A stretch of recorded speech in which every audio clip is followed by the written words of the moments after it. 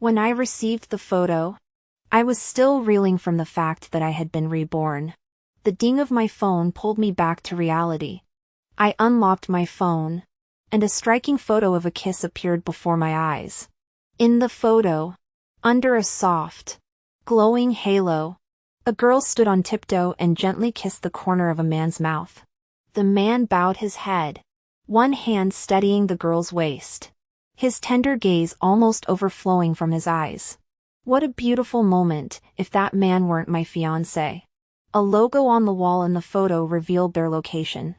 I quickly changed my clothes, grabbed my phone, hailed a taxi, and arrived at this place that had been a nightmare in my past life. After a long hesitation, I pushed open the door.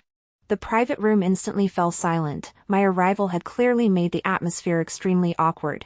The moment they saw my face, the two who had been dancing a slow dance instantly separated. Lena Davis covered her mouth, looking innocent and wronged as she gazed at me, as if she hadn't been the one to send me the photo and provoke me with messages. Michael Johnson frowned, his face full of irritation. "What are you doing here?"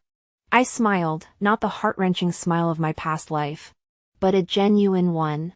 Looking at Michael's face, I finally truly felt that I was no longer the Emily Smith who had died of cancer, abandoned and gasping for breath. I lowered my head and laughed hoarsely, then began to cry, tears falling onto the expensive carpet and forming small watermarks.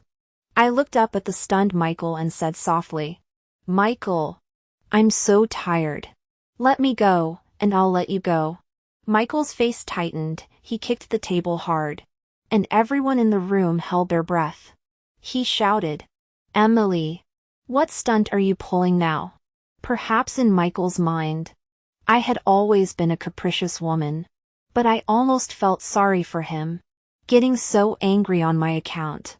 What he didn't realize was that in the past, no matter how heartbroken I was, I had never mentioned breaking up. This time, it was different. This time, don't worry. With that, I turned and left, even politely closing the door behind me. From then on, the world inside that door would have nothing to do with me.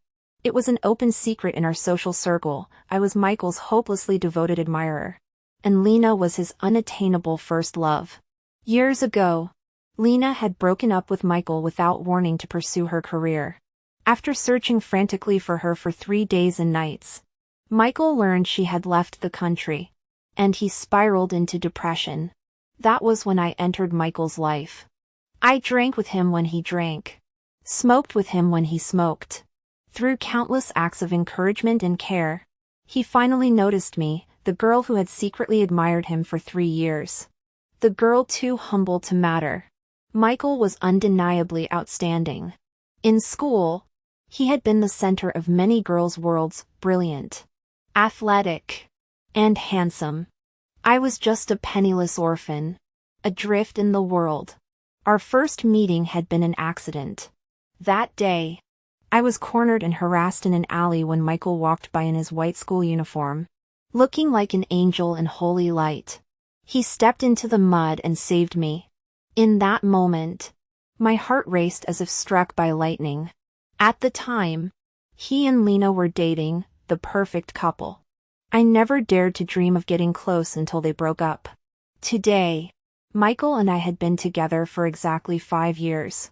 He had confessed the night before my birthday, saying simply, "Emily, let's give this a try."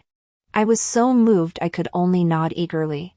But that night, he had drunk heavily.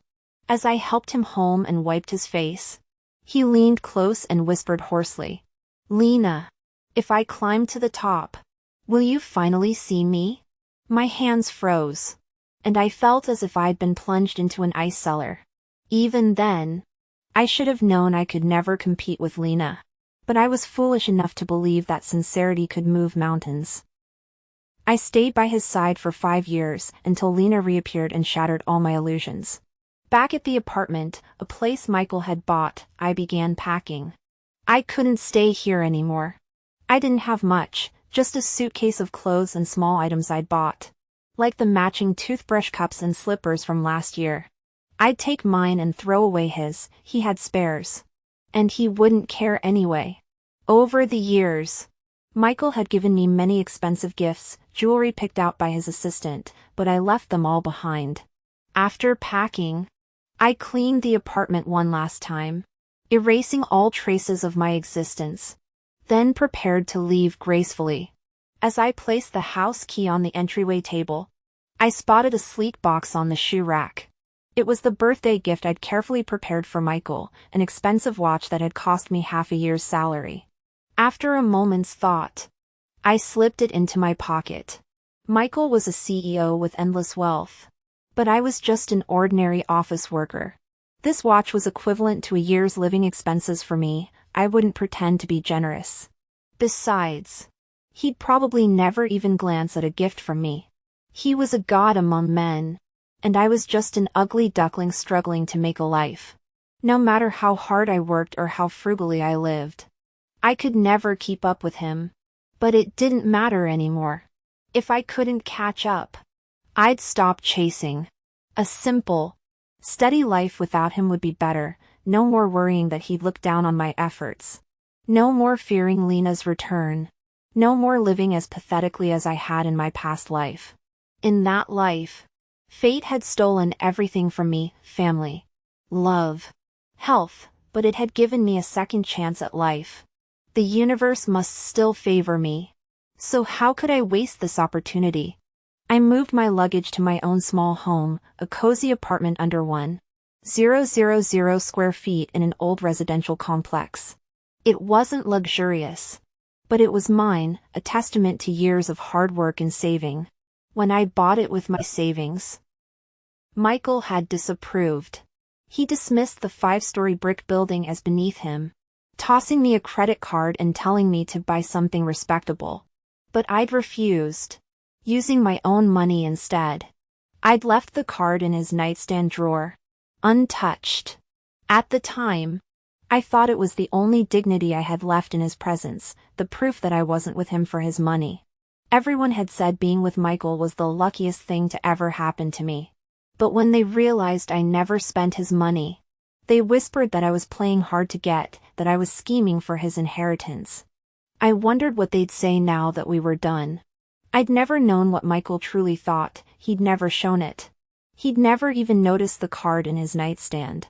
Now I understood, he simply hadn't cared. He didn't care if I spent his money or why I was with him. I'd cried and raged at him countless times. But he'd always been distant. His eyes always on work.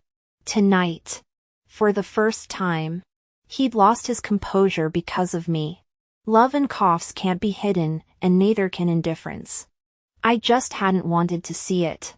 It had been 2 days since I moved out of Michael's apartment, and I'd slept more soundly than ever. In my past life, I'd suffered from cancer, lying awake night after night in agony, alone in bed. Compared to that, this was pure happiness. I'd spent these 2 days making my small home warm and tidy, filling the fridge with my favorite snacks. Life was quiet and content. I even felt a little disdain for my past self. Why had I chosen to suffer when such a good life was possible? Though it was a past life, the painful memories lingered. It felt like a dream where I'd loved Michael with all my heart. I hadn't asked for much, just to be near him, to take care of him. But just when I thought we'd be together forever, Lena came back. I received their kissing photo and stormed into the VIP room, demanding to know why Lena had returned after abandoning him. Lena tearfully pretended to be hurt, and Michael, to protect her, threw me out. Michael didn't come home for 2 days. I learned he'd gone on a business trip with Lena to the same city, and then the media published photos of them entering a hotel together. I felt like a madwoman.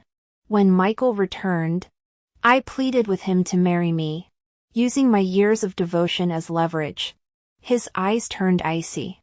Later, the media exposed Lena for drug use, and Michael worked tirelessly to clear her name. But all evidence pointed to me. Everyone suspected I'd colluded with the press to frame her. Without a word, Michael kicked me out and easily got me fired. In my depression, I collapsed on the street.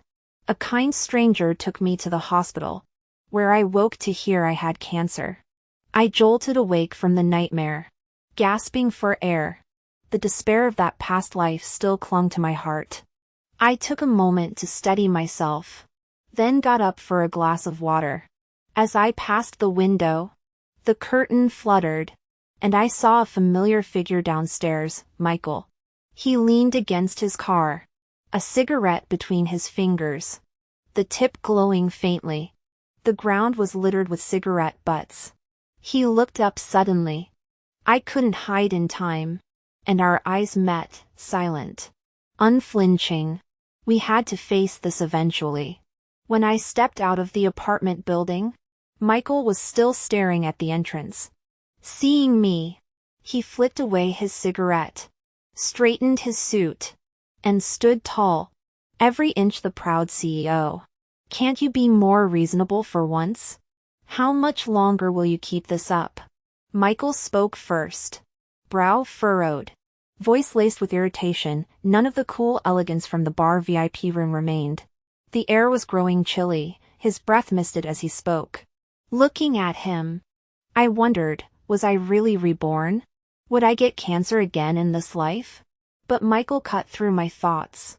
His tone still icy. Lena just got back. We were just catching up. Don't make a scene and embarrass everyone. I don't want you losing control in front of her again. Michael. Save the apologies. I have plans tonight.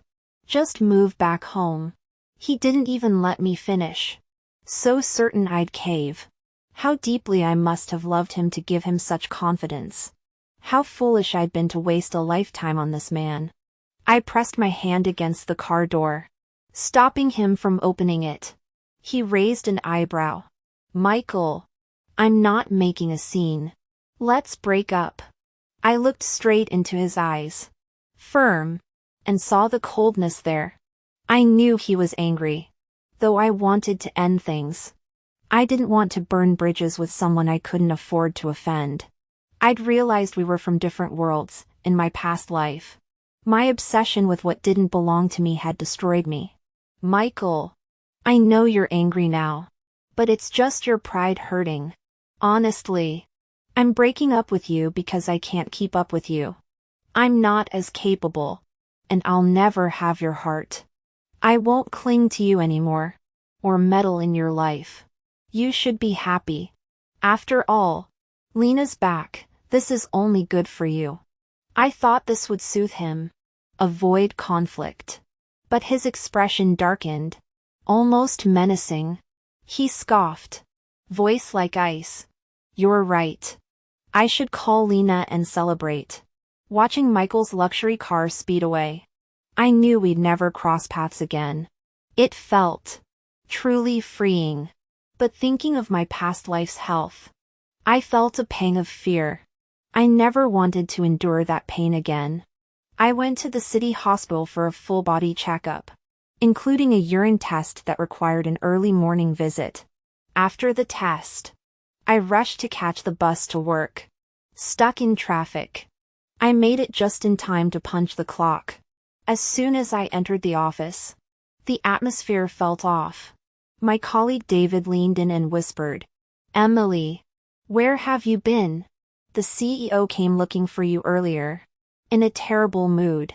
When he saw you weren't here, he told the director something and left. Brace yourself. I nodded. Thanks, David. So I'd still offended Michael. Taking a deep breath, I knocked on the director's door. Sure enough, he slid a resignation form across the desk, telling me to fill it out. I joined this finance company to connect with Michael, even though I hated the job. Now, facing dismissal, I felt a twinge of regret. After all, I'd worked hard here. Emily, be practical, the director said kindly. I value your work. If you've upset someone, apologize. Swallow your pride, it's better than losing your job. He didn't understand. I didn't want to compromise anymore. I just wanted a clean break. Thanks. But no need. I filled out the form amid his sighs, then returned to pack my things calmly. David silently helped, shielding me from smug glances. David had joined the company 6 months after me. A fast learner, polite, poised. If not for seeing him grind like the rest of us, everyone would have guessed he was a wealthy heir. We'd collaborated on projects, pulled all-nighters, faced difficult clients together. He'd shielded me from drunk clients at dinners. I'd bought him hangover pills. We were straightforward, hardworking, and in sync, achieving real results. Until a company banquet, when he'd confessed his feelings after a few drinks. I gently refused, and he'd brushed it off with a smile, truly a good man. I pulled out the watch I'd once planned to give Michael. Initially, I'd wanted to sell it for cash, but now I changed my mind. I decided to give it to David as a goodbye gift, to thank him for his support. Ms. Smith. This is too expensive. I meant to give this to someone I once cherished, but now I realize he doesn't deserve it. I want you to have it. I hope you find a wonderful girl who's right for you and live happily. David put on the watch, a flash of sadness crossing his face at my words. It suits you, I smiled. Just then, the CEO appeared at the office entrance, speaking politely to someone behind him. I stared in shock. It was Michael. I quickly packed my things and retreated to the corner, planning to leave after he passed. David. Come greet Mr. Johnson. Yes. Mr. Johnson. This way. Please. David stepped forward with a gesture, the watch on his wrist clearly visible. Michael's eyes narrowed. He suddenly grabbed David's wrist, surprising everyone, as if unaware of his actions. Nice watch, he said flatly. David glanced at me, then smiled. Thank you, sir. It's a gift from someone important to me. I love it. Michael released his hand, his face unchanged but his eyes darkening like an abyss. Back at home, I exhaled deeply, the tension in my body finally easing. I collapsed onto the sofa, exhausted. I'd suspected Michael was behind my resignation, but seeing him at the company confirmed it. Why else would a CEO of his status bother with a small firm like ours unless to oversee my downfall? He'd come to gloat, to wait for me to beg for mercy, to return to him just so he could discard me again for Lena, saying, I did my best, you got what you deserved. But why should I let him? At work, Michael was ruthless and respected. But in private, he was as petulant as a child, hard to please. Once, shortly after we started dating, I'd gotten hooked on mystery novels, often reading late into the night and neglecting him. He'd stare at my books sourly for days. One day, I found every murderer's name in my novels circled in ink. I was furious until he hugged me, burying his face in my neck, saying, I'm sorry. I just wanted you to look at me. I'd mistaken his possessiveness for love, a sweet illusion that I was cherished. Now I realized I was just a ruined book. Insignificant. In Michael's world, I had to be available on demand, regardless of my interests or mood.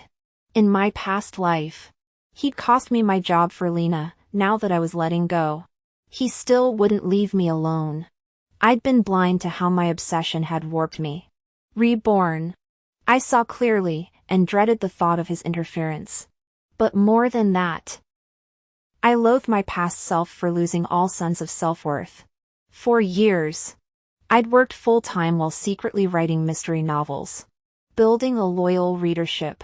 One of my books had even been optioned for a TV adaptation, and I'd bought this apartment with the royalties. Michael had no idea. I knew he disliked my distractions, so I'd kept it hidden. Now, jobless and free of him, I could finally focus on what I loved. This life felt grounding until I saw Michael and Lena at the supermarket. Michael had never accompanied me shopping, dismissing it as too crowded. But there he was, smiling as he pushed a cart, shielding Lena from the crowd, a tenderness I'd never seen. The supermarket was far from his villa. What were the odds? I thought I'd feel pain, but there was only numbness. Slightly annoying, but ultimately irrelevant. I'm glad, I thought. I finally don't love you anymore. I tried to walk away, but Lena called out to me. If I couldn't avoid this, I'd face it head on. Fancy meeting you. MS. Smith. Do you live nearby? Mike took the day off to shop with me. Such a surprise to see you here. Mike, a nickname I'd never dared use. Reserved solely for Lena. I'd been too afraid to utter it, terrified it would remind him of her.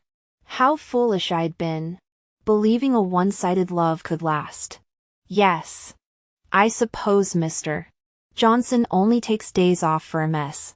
Davis. I need to buy groceries. Enjoy your shopping. Lena's smile widened, barely hiding her triumph. Michael, though, stayed silent, staring at me, jaw tight. When he didn't speak, I turned to leave only to feel a rough hand seize my arm, dragging me toward the exit. Behind us, Lena shouted, "Mike! Come back!" Michael's grip was brutal, leaving red marks on my skin. He half carried me to the parking lot. I struggled free. Michael, what's wrong with you? His eyes were bloodshot, voice gravelly. Shouldn't I be asking you? You lost your job and still won't back down? Gave my gift to another man? He was hysterical, I was calm. Michael, we're done. This isn't a tantrum, I mean it. Because of Lena? He snapped. No, not just her.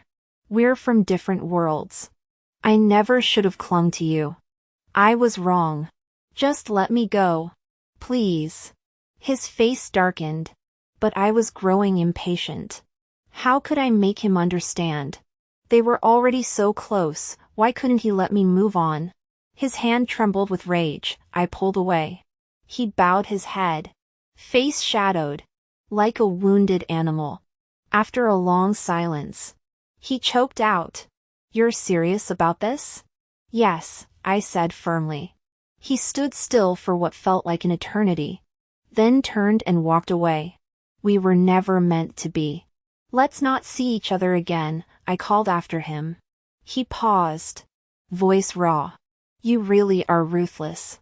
After resigning, I had ample time to brainstorm and write. Each day was simple and fulfilling. Ideas sprouting like spring bamboo after rain. My work growing more popular by the week. This was the first time in years I'd found such joy in my work, a life that satisfied me completely. Now that I'd found my direction, I feared more than ever that my past life might repeat. Thankfully, the medical results showed I had severe erosive gastritis, with a high risk of cancer but no active malignancy yet. I breathed a sigh of relief when I heard the diagnosis. The doctor frowned deeply. Why are you so calm? You're young, but your stomach issues are already serious. Don't you know how dangerous this is? Gastritis is strongly linked to poor lifestyle habits. You must eat regularly from now on, understand? I nodded vigorously. Yes, doctor. I promise to follow your advice strictly. The doctor was right, my gastritis stemmed from my old habits. Back then, I'd often accompanied Michael to late-night business dinners, acting as his assistant and even drinking in his place when he was exhausted. Worried about his health, I'd cooked him nourishing meals and delivered stomach-soothing soups rain or shine. Even consulting traditional Chinese medicine experts to learn herbal recipes. Looking back, I'd been so foolish, keeping Michael healthy while neglecting my own body. Grabbing stale bread on the way to work. All just to delude myself into thinking I mattered. Now, without Michael, I could finally prioritize my well-being. With all my experience, I was confident I could take care of myself. Leaving the doctor's office, I spotted Lena around the hospital corridor corner, staring thoughtfully at a lab report, unaware of my presence. I watched her enter the exam room, then hesitated before following. The hallway bustled with people clutching test results, their faces a mix of worry and relief. No one noticed me. I cracked the door open slightly, holding my phone close to record the scene inside. Lena, I thought. In this life, I just want peace. If you and Michael leave me alone, I'll stay out of your business. Choose wisely. Glancing at the two figures leaning close together in the exam room, I silently pocketed my phone. Stepping into the sunlight, warm and golden, I took a deep breath. The universe had been kind. I opened the curtains as usual. With the cold weather, frost had formed on the windows, making the room feel cozier by contrast. Through the haze, I thought I saw someone waving from below. I wiped the glass with my sleeve and looked down, startled to meet a smiling face bathed in golden morning light. It was David. Shouldn't he be at work? Once, after a late-night client dinner when I couldn't reach Michael or hail a cab, David had insisted on driving me home. Since Michael and I hadn't gone public, I'd asked him to take me to this old apartment complex. So he knew the address. I nodded and mouthed, "Come up." His eyes lit up, and he disappeared into the building, hearing his rapid footsteps on the stairs. I opened the door and waited. He appeared around the corner, slightly out of breath. "Why are you here? Aren't you working?" "The second floor is too low and unsafe. With your curtains drawn, anyone can see you moving around from outside." He stood before me, gazing intently. "Aren't you going to invite me in?" I stepped aside, gesturing him in. Today, David seemed different, his aura unlike the polite, reserved colleague from the office. He set down a bag of breakfast on the table. "Eat first. Skipping meals is bad for your stomach." I nodded, sitting at the table. "You still haven't answered my question." I worried he might have gotten into trouble because of me. Feeling a twinge of guilt. Jobs were hard to come by these days. He pulled out a chair opposite me, eyes focused politely on my face. I resigned, voluntarily. "Don't overthink it." After a pause, he added, "Actually, I've known about your relationship with Michael for a while. I heard you broke up recently and came to confirm something." I understood immediately. Our relationship was real, and we did break up. I just want to live alone now. I emphasized alone. He looked up, a stubborn glint in his eye. "I won't interfere. I just want you to know I can wait. If Michael bothers you, I can protect you." I frowned, about to refuse, but he stood abruptly, muttered a goodbye, and left, denying me a chance to speak. There was something odd about David today, from his words to his demeanor. Before I could ponder further, my phone dinged. An unknown number texted, "This is Lena. Let's meet." Some things can't be avoided. If so, face them head on. When I arrived at the cafe, Lena was already sitting in a private booth, sipping coffee elegantly. Her wavy hair cascaded over a camel-colored coat, and though the booth was curtained off, passers-by couldn't help glancing at the striking woman inside. I scanned the room, no cameras in the booth. Just like in soap operas. Figures. No convenience for supporting characters like me. Fine. As long as this doesn't turn into a tacky drama. "Emily, you're here," Lena greeted, waving me in. I nodded. Sitting down. "What did you want to discuss?" "Ms. Davis? Sorry to be direct, but Michael and I are done. I don't want any involvement with his circle, hope you understand." "Lena." I thought. "See my resolve to move on. Let's stay out of each other's lives." She stared, then scoffed. Emily, you're such a pretender. If you're so determined to leave, why leave a bank card behind? Hoping Michael will feel guilty and come back to you? Ah, she must have found the card I'd left in the nightstand. I didn't overthink it. I just wanted a clean break. And I did use his money for shared expenses these past years. So I'm not holier than thou. He owes me no guilt, so don't misinterpret this.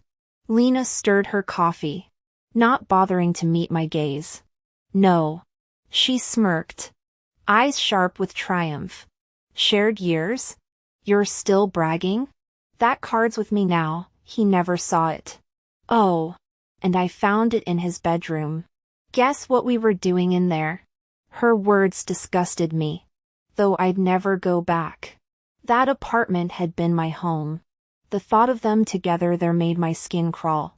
Maybe I'd been wrong to retreat. Cowardice only invited more abuse, making me seem weak. Human nature, truly complicated. After resigning, I had ample time to brainstorm and write. Each day was simple and fulfilling. Ideas sprouting like spring bamboo after rain. My work growing more popular by the week. This was the first time in years I'd found such joy in my work, a life that satisfied me completely. Now that I'd found my direction, I feared more than ever that my past life might repeat. Thankfully, the medical results showed I had severe erosive gastritis, with a high risk of cancer but no active malignancy yet. I breathed a sigh of relief when I heard the diagnosis. The doctor frowned deeply. Why are you so calm? You're young, but your stomach issues are already serious. Don't you know how dangerous this is? Gastritis is strongly linked to poor lifestyle habits. You must eat regularly from now on, understand? I nodded vigorously. Yes, doctor. I promise to follow your advice strictly. The doctor was right, my gastritis stemmed from my old habits. Back then, I'd often accompanied Michael to late-night business dinners, acting as his assistant and even drinking in his place when he was exhausted.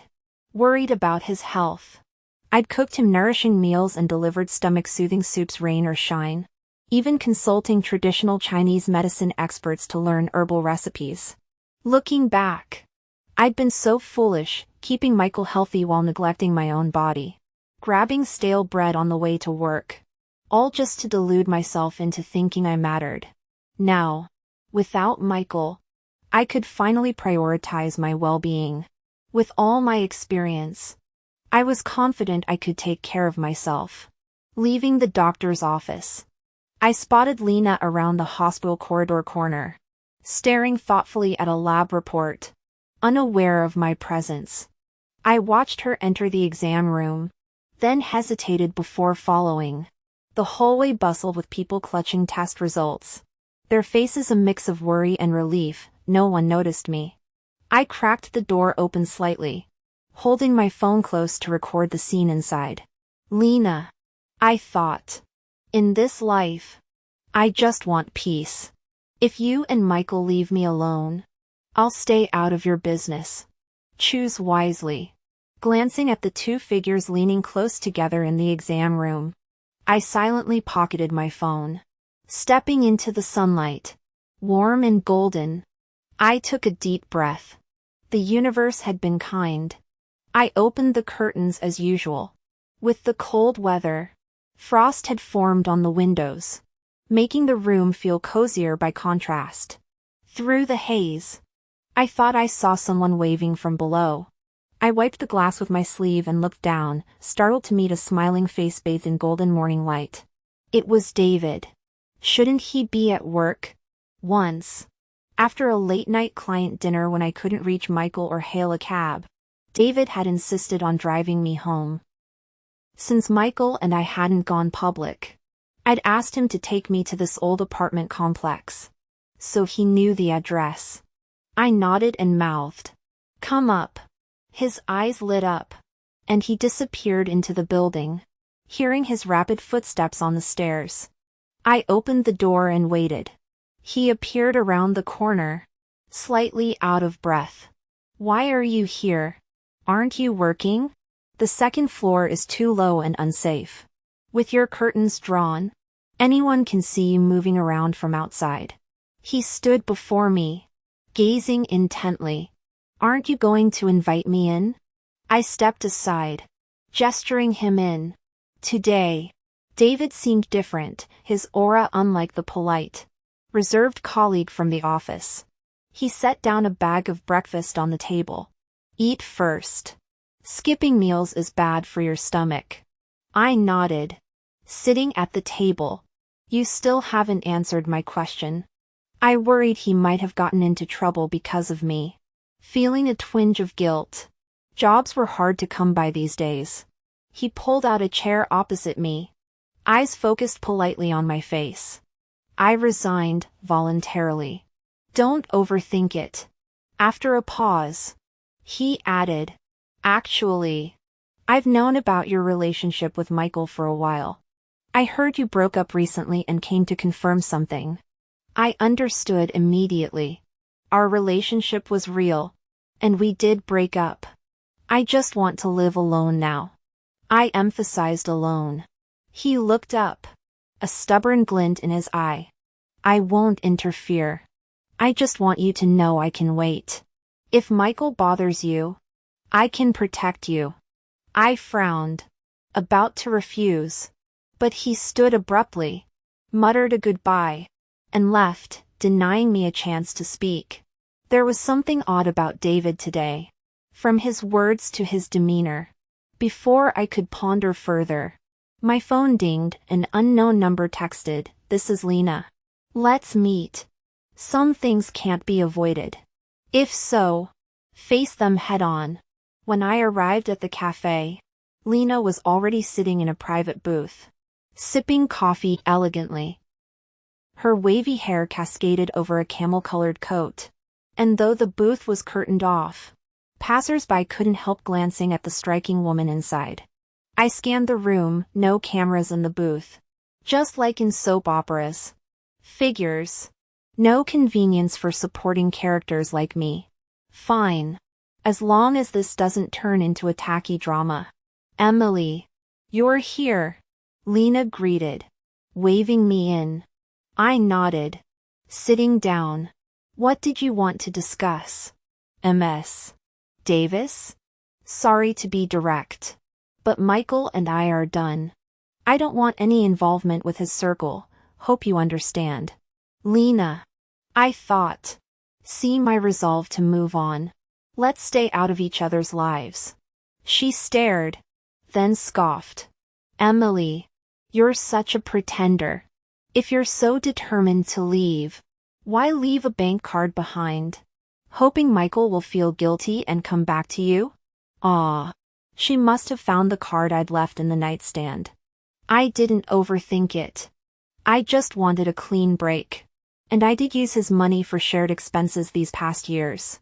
So I'm not holier than thou. He owes me no guilt, so don't misinterpret this. Lena stirred her coffee, not bothering to meet my gaze. No. She smirked, eyes sharp with triumph. Shared years? You're still bragging? That card's with me now, he never saw it. Oh. And I found it in his bedroom. Guess what we were doing in there? Her words disgusted me, though I'd never go back. That apartment had been my home. The thought of them together there made my skin crawl. Maybe I'd been wrong to retreat. Cowardice only invited more abuse, making me seem weak. Human nature, truly complicated. Lena's aim was clearly to provoke me into a reaction. But I felt nothing. In my past life, her words might have driven me to throw coffee in her face. But now I just felt bored and drained. Wait, throw coffee? Was this turning into a cliché drama? I suddenly guessed where this was heading.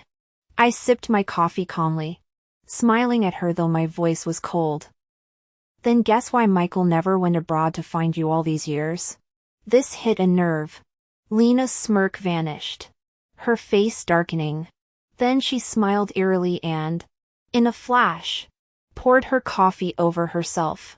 In seconds, The elegant beauty looked like a drenched cat. I'd suspected Lena had framed me in my past life. But this time I'd vowed to start fresh. Don't want to bother about it. Yet here she was, repeating the same shoddy setup. I glanced toward the door, sure enough. A familiar figure hurried over. Perfect. Right on cue. Michael strode in, freezing at the scene. Lena's tears fell freely, her lower lip quivering, impossible not to pity her. Mike. I did this to myself. It's not Emily's fault, she sniffled. Michael paused but moved to shield Lena, though his gaze toward me lacked the icy hatred of our past life, replaced by something like relief. His words, however, held no trust.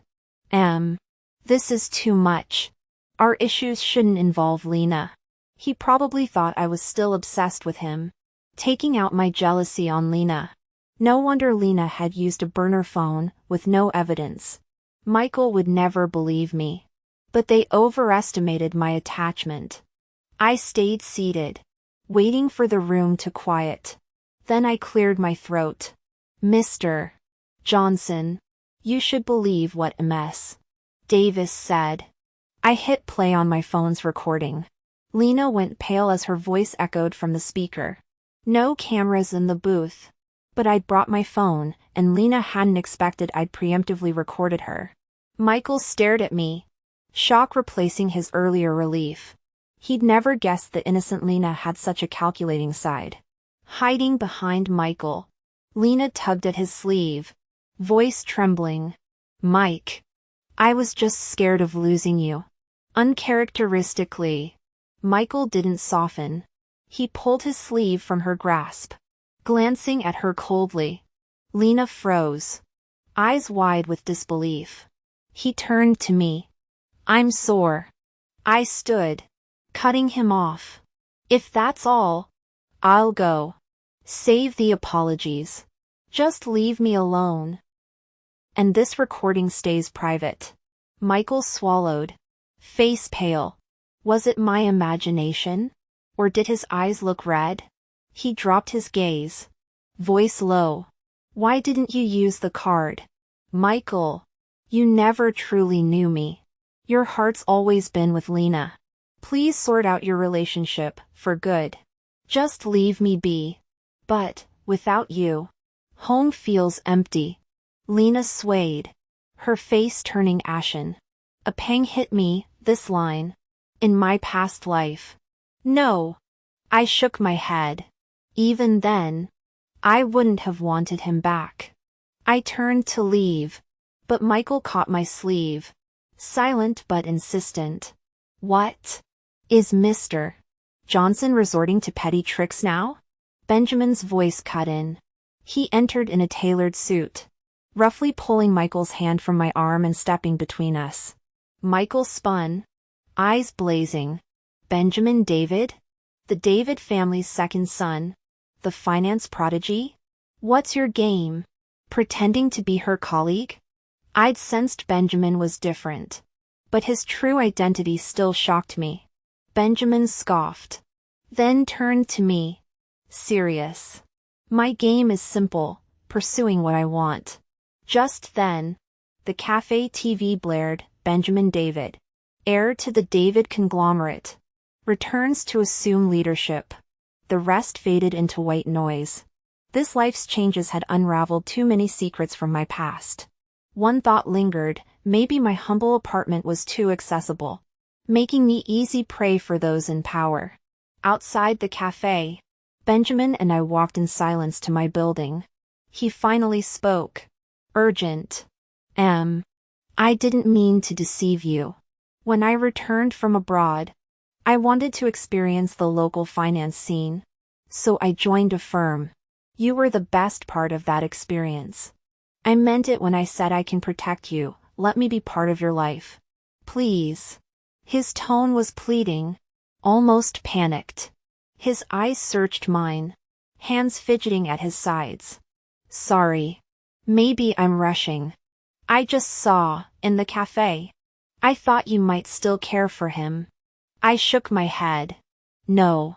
You're new to this role, focus on your career first. Relief washed over him. Okay. I can wait. Home at last. I shut the door. Exhaustion crashing over me. My stomach ached hollowly. A dull throb like a wire piercing through. I forced myself to make a simple batch of stomach-nourishing congee. After eating, the pain eased. I collapsed into bed, letting the soft sheets absorb the day's stress. I'd thought I could manage on my own. But one crisis after another, hardly ideal for healing. First Michael. Now Benjamin. Both powerful men. Was this luck or a curse? And if Michael was from a different world, was Benjamin really any closer to mine? Benjamin's accidental discovery of my relationship. His timely appearance at the cafe, no coincidence. He'd investigated me. Blatant and unapologetic. Like any entitled heir. Sighing. I grabbed my phone and dialed two numbers, a real estate agent and my university professor. Now my editor. After making arrangements, I relaxed, finally drifting into a deep sleep. I was woken by my phone ringing. It was already 10 a.m. I picked up and saw Michael on the screen. Answering. I heard his voice, "You finally picked up." I checked, several missed calls. I must have been out cold. What do you want? Michael? He hesitated. About yesterday. I'm sorry. Lena knows she was wrong, she just panicked. I'd never expected this to change Michael's view of Lena. Nor did I want to waste time. Get to the point. He paused, sensing my irritation. Could you delete the recording from yesterday? I scoffed. Thank God I'd stopped hoping for anything from him. Then Lena's weepy voice came on, Emily. I'm so sorry. I love Mike so much I got jealous. Please forgive me? Fine. Come over now. The crying cut off abruptly, like a goose being choked. I hung up, got dressed, and had a proper breakfast. Downstairs, Michael and Lena were already waiting. I pulled out my phone, deleted the recording in front of them, and showed them the empty folder. No backups. I keep my word. You can go. Michael rushed to explain, That's not. I didn't respond. He turned to Lena, Lena. Go first. I need to talk to M. From today, we're just friends, nothing more. Lena teared up but left, defeated by Michael's resolve. Michael looked haggard, throat bobbing. They say the ungotten and the lost are most precious. It's true. After you left, I thought life would be the same, or better. Lena's back, so she can see how successful I am. But everything feels off without you. No more congee. No more waiting on the couch. No more hugs when I'm down. It's all empty. Lena can do those things. Anyone can, but if it's not you, I can't be happy. I realize now you're part of me. I thought you'd come back after a tantrum. But I get it now, you're serious. I know you can't forgive me yet. But I can wait. Let me court you again. Please? His eyes were bloodshot. Voice sincere. But I didn't care anymore. He groveled for the recording and now begged for a second chance. He still didn't see Lena, or us, clearly. Michael. I'm tired. Just go. He stood his ground, staring stubbornly. I massaged my temple. If you want me to hate you less, leave. Now. He stiffened, stared deeply, then turned and walked away. Since Benjamin revealed his identity, he'd stopped hiding. Every day, he'd deliver breakfast without fail. If I slept in, he'd be waiting at the door, barging in to supervise me eating before heading to work. No use refusing, I let it be. Michael hadn't reappeared, but his texts pleaded for another chance. Rumor had it Benjamin and Michael were competing for a project. With the Davids currently ahead, Michael was stretched thin, fighting to keep up. Thankfully, it meant peace for me. I focused on my health and writing, contacting Agent Wang again to hurry the sale of my apartment. Luckily, the location wasn't too bad, and a buyer was interested. Wang worked fast. The buyer liked the place, offered a fair price, and we set a date to sign the contract. After seeing Wang off, a black sedan blocked my path on the way home. I stopped, already guessing who it was. The window rolled down, revealing a polished middle-aged woman's face. She smiled warmly. "Ms. Smith, may we talk?" I smiled back. Of course. Stepping out of the upscale private room, the wind felt icy, cutting to the bone. I replayed our conversation. Benjamin's mother, polite, refined, but her message was clear, she disapproved. She placed a bank card on the table. "Ms. Smith, this is for you. I hope you understand." I pushed it back. "Let me tell you my terms." The negotiation ended in mutual satisfaction, especially when I mentioned selling my apartment. Her eyes lit with approval. I'd thought the meeting was secret, but at my door stood two figures, Benjamin and Michael, one on each side of the hallway, both rushing to me. They spoke in unison. Are you okay?" My gaze swept over them. Benjamin avoided eye contact. Panicked, Michael looked thinner, his concern for me warring with hostility toward Benjamin. Benjamin blurted, "I'm sorry. I didn't know my mom would approach you. Did she upset you?" Michael sneered. "Mr. David, if you don't back off, there'll be more upsets. I hear your cousin is competing for your inheritance. Wonder if you'd choose or power." Benjamin flinched but turned to me, pleading, "Just wait for me." I saw the truth in his silence. Walking to Michael, I took his hand and faced Benjamin. "Benjamin, I'm sorry. I believe you'll meet someone better." Michael squeezed my hand, stepping partly in front of me. Benjamin stared at our joined hands, pain in his eyes too raw to bear. Only when Benjamin stumbled away, defeated, did I finally exhale. He'd asked me to wait, but he didn't understand. I no longer had the stomach for gambling. I'd rather have peace than risk everything on the hope that he'd offer me a place in his life. When I turned, Michael was still holding my hand, his gaze fixed on me. "Let go," I said flatly. I tugged free, and his grip slackened. I know you used me just now, but I can't help wishing this was real.